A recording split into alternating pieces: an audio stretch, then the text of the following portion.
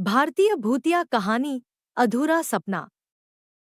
सोनाली के आंखें अधूरे सपनों से भरी हुई थी।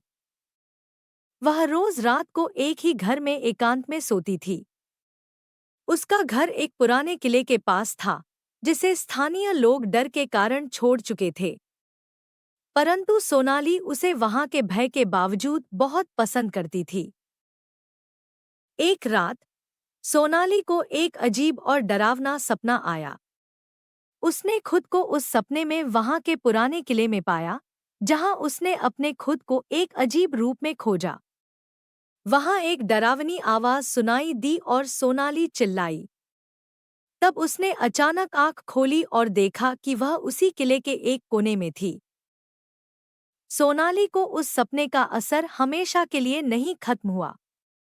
वह हर रात वही सपना देखती थी, जिसमें वह किले के अंदर एक अजीब महसूस करती थी। एक दिन सोनाली ने फैसला किया कि वह जानना चाहती है कि उस सपने में कुछ है या नहीं।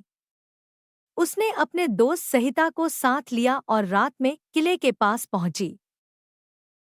किले के अंदर घुसने के बाद उन्होंने एक चमकदार पुरानी दीवार के पीछे एक रहस्यमय कमरा देखा।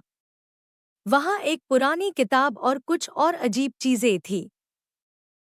जब सोनाली ने किताब खोली तो उसमें एक अजीब खोजी मिली।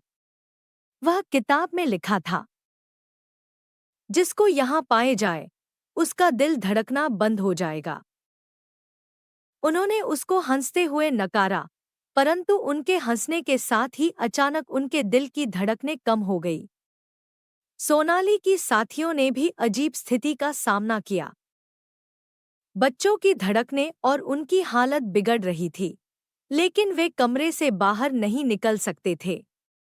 उनका यह दृश्य बहुत ही भयानक था।